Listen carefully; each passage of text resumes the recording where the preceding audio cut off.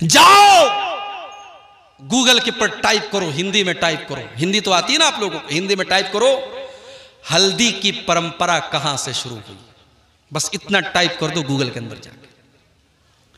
हल्दी की परंपरा हमारे भारत में शुरू हुई, यह भारतीय परंपरा है। और हिंदू समाज के अंदर हल्दी को यह माना जाता है कि अगर आपने हल्दी लगाई है तो आपको नजर नहीं लगेगी। समाज के अंदर, घर के अंदर मनहूसियत नहीं आएगी, नजर नहीं लगेगी। इस पर्पज के साथ और इस उद्देश्य के साथ हल्दी लगाई जाती है। और आज हमारा मुसलमान भी अपने शादी ब्याह पर हल्दी लगा रहा है। क्या आपने अल्लाह के नबी की वो हदीस नहीं पढ़ी, मन तशब्बह बिकौमिन फहुवा मिनहुम, जो किसी कौम की नकल करेगा वो।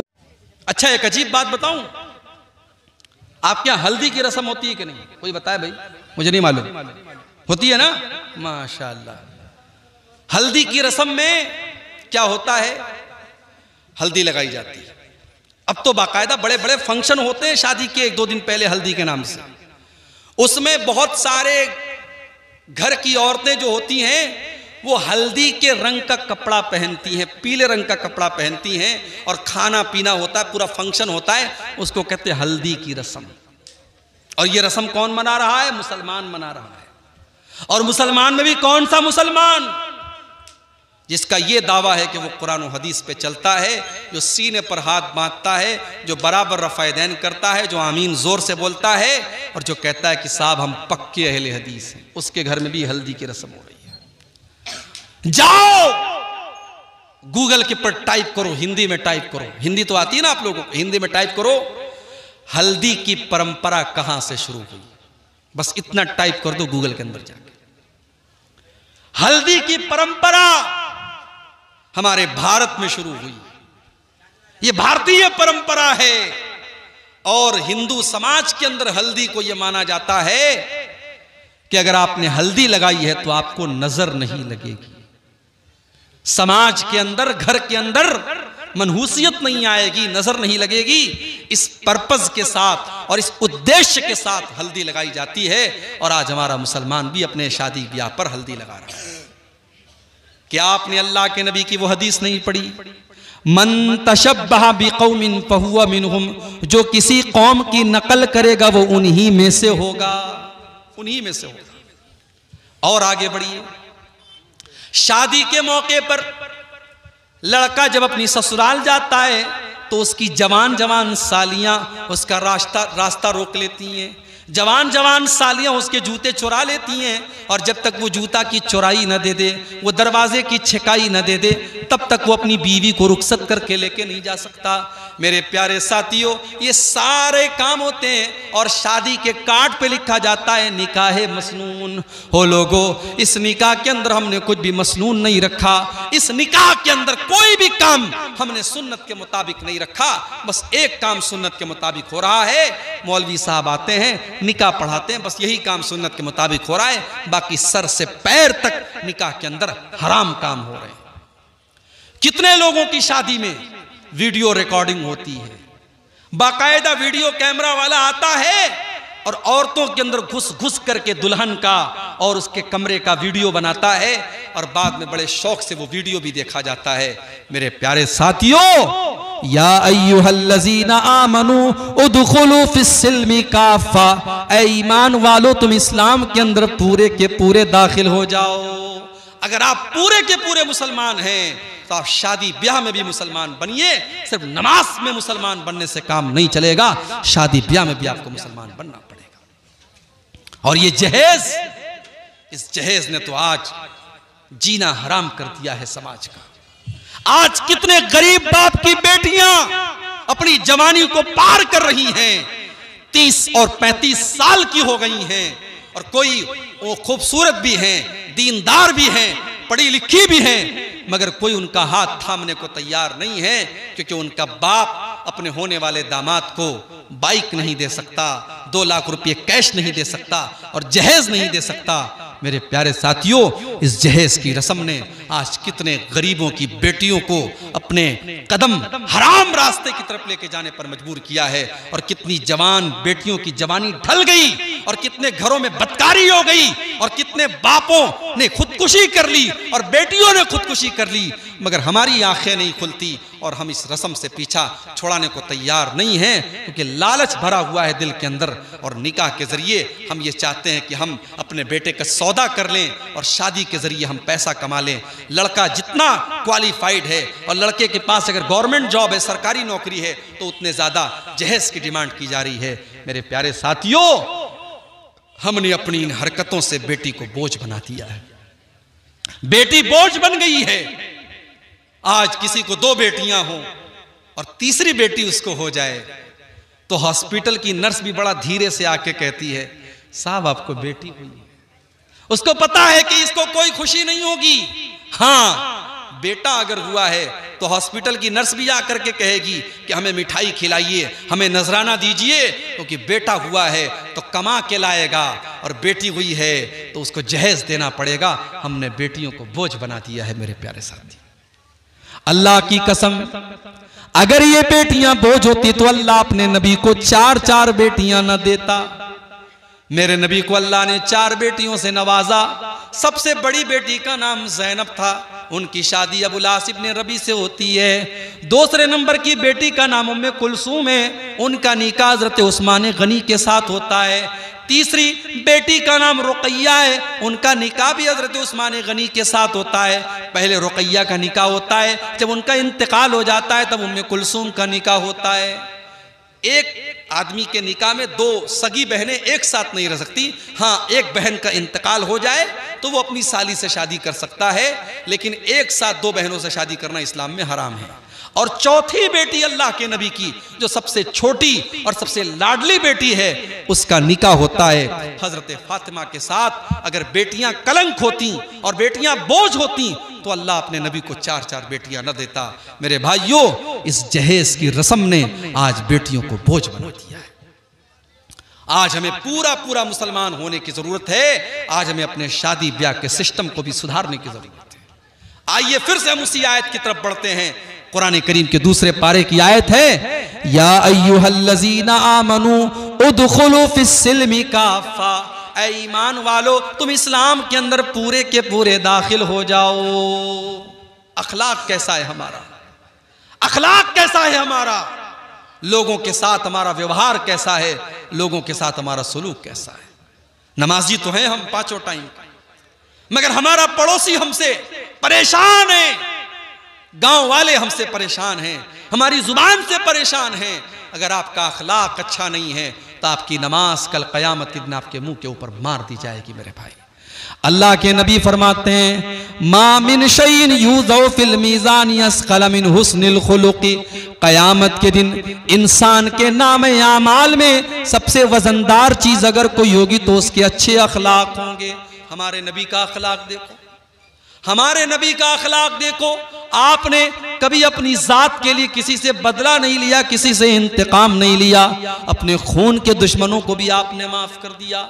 जब मक्का फतह हुआ और आपके वो दुश्मन जिन्होंने नमाज की हालत में आपके ऊपर गंदगी डाली थी, जिन्होंने आपको मक्का से निकाला था, जिन्होंने आपको बहुत तरीके की तकलीफें दी थी, आज वो सब के सब लाइन से खड़े हैं। अल्लाह के नबी पूछते हैं, बताओ तुम्हें मुझसे क्या उम्मीद है? सब के सब सर झुका करके कहते हैं, अय मोहम्मद, आप तो शरीफ बाप के शरीफ बेटे हैं, आपसे अच्छी उम्मीद है। अल्लाह के नबी फरमाते हैं, जाओ मैं तुमसे वही बात कहता हूं जो यूसुफ अलैहिस्सलाम ने अपने भाइयों से कही थी, ला तसरीबा अलैकुमुल यौम।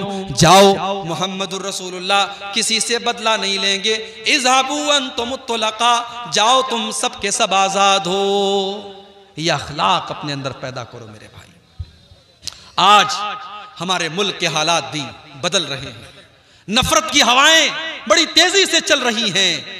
आपके बिहार की सरजमीन पर अभी हालात अच्छे हैं, बेहतर हैं, मगर दूसरे इलाकों के हालात बहुत ज्यादा बुरे हो रहे हैं। मगर मैं समझता हूं कि नफरत की इस आंधी को भी हम रोक सकते हैं। हमारा फार्मूला वही है जो हमारे नबी का फार्मूला था, और वो फार्मूला क्या था?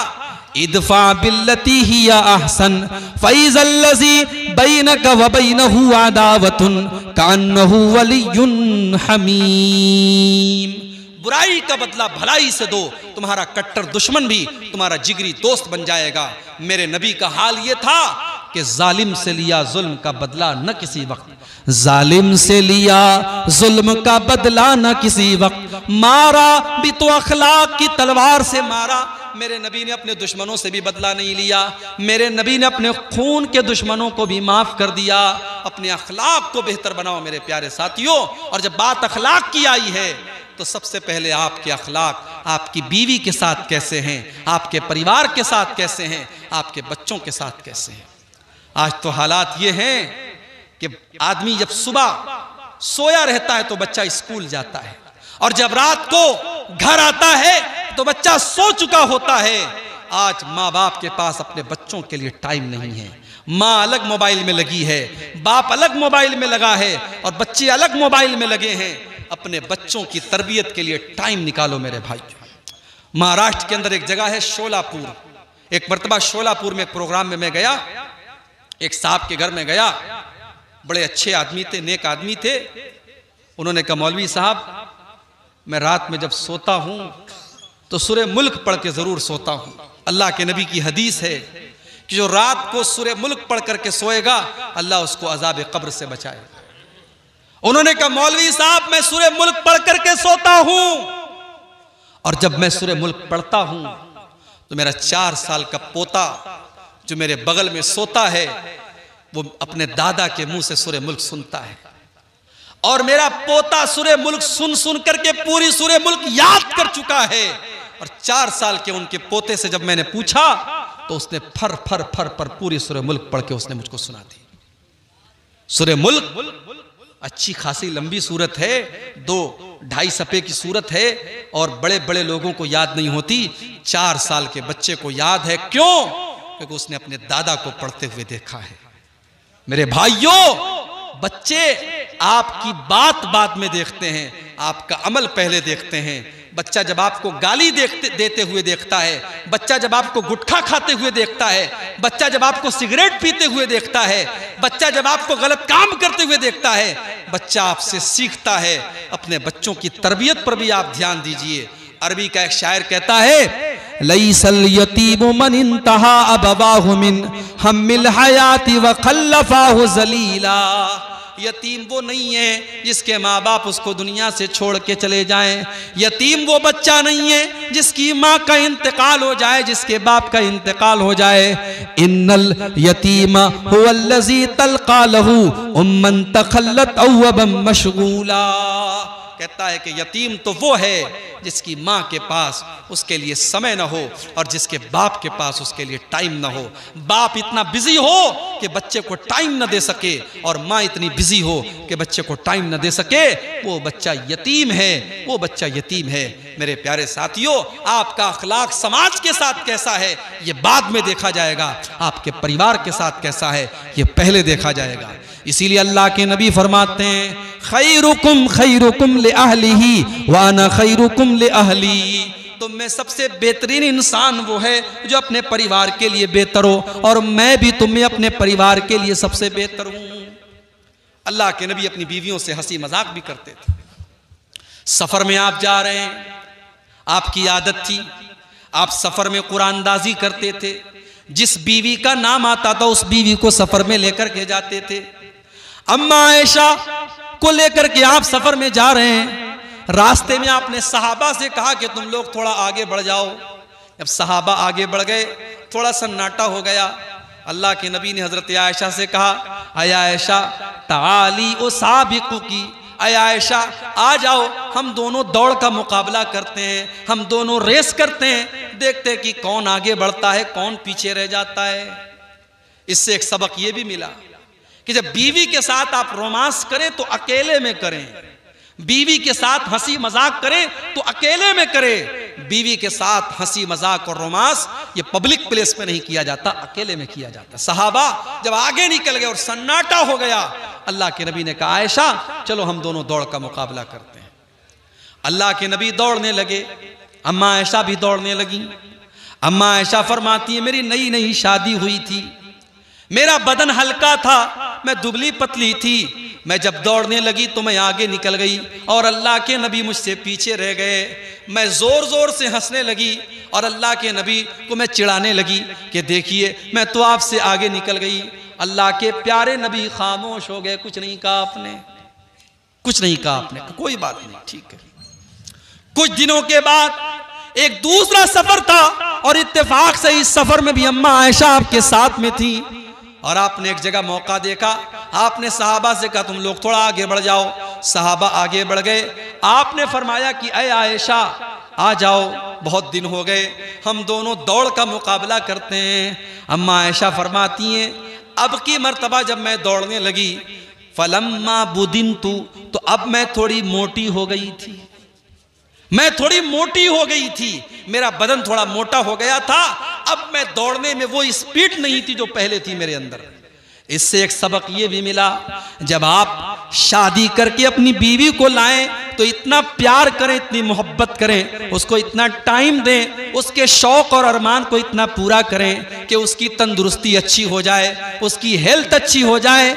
ये कोई अच्छी बात नहीं है कि आप अपनी बीवी को शादी करके लाएं और इतना खटा दें, इतना खटा दें कि बेचारी का वजन और घट जाए। नहीं, उसको इतनी मोहब्बत दो, इतना प्यार दो कि उसका वजन बढ़ जाए और उसके जो है उसको और खुशहाली उसको नसीब हो।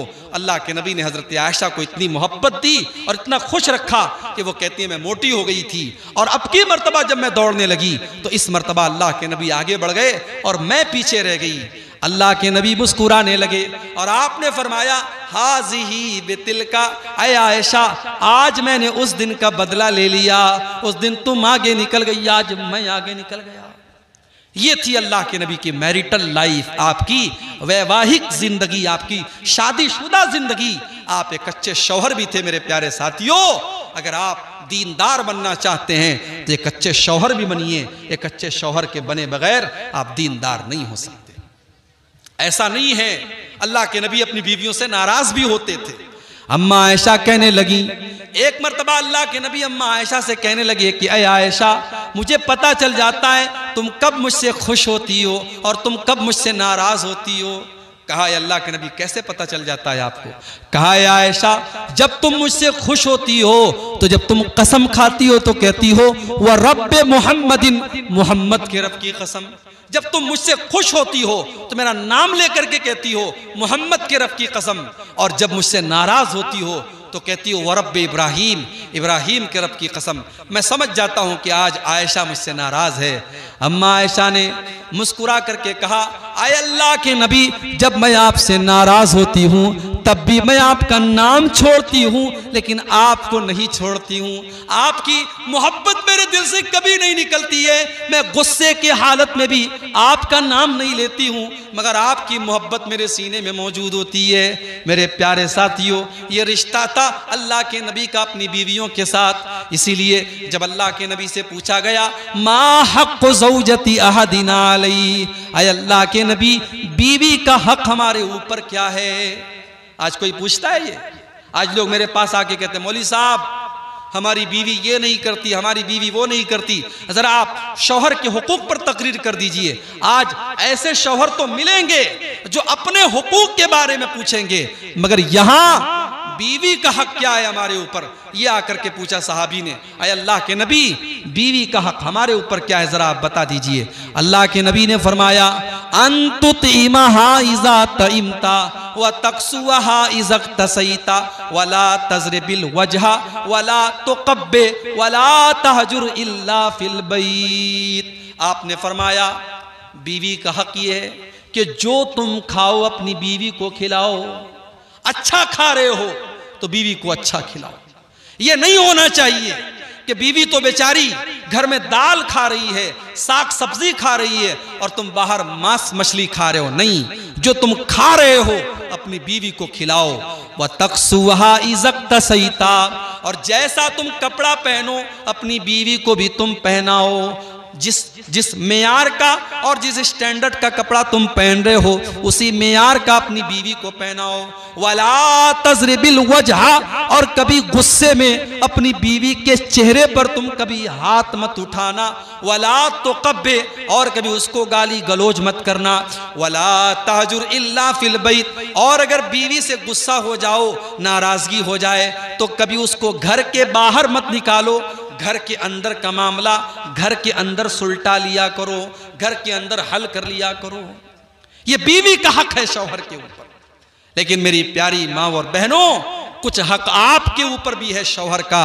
मैं चाहता हूं कि उसको भी आपके सामने बता दूं।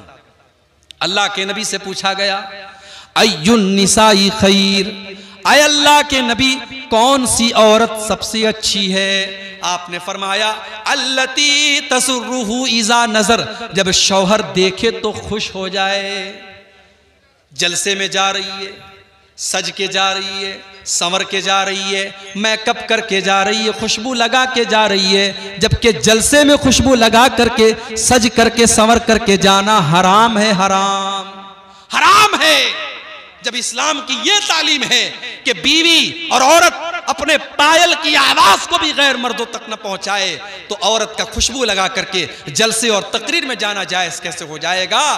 मेरी प्यारी माँ बहनों, अगर आप शादीशुदा हैं तो आपकी जेबो जीनत का हकदार आपका शौहर है। आप अपने आप को मेंटेन करके रखिए, अपने आप को मुज़य्यन करके रखिए, सजा करके रखिए, संवार करके रखिए। आपका शौहर आपको देखे तो खुश हो जाए। उसके बाद फरमाया, व तुतीउहु इज़ा अमर, जब शौहर देखे तो खुश हो जाए, और जब शौहर किसी बात का हुक्म दे तो बीवी उसकी बात माने।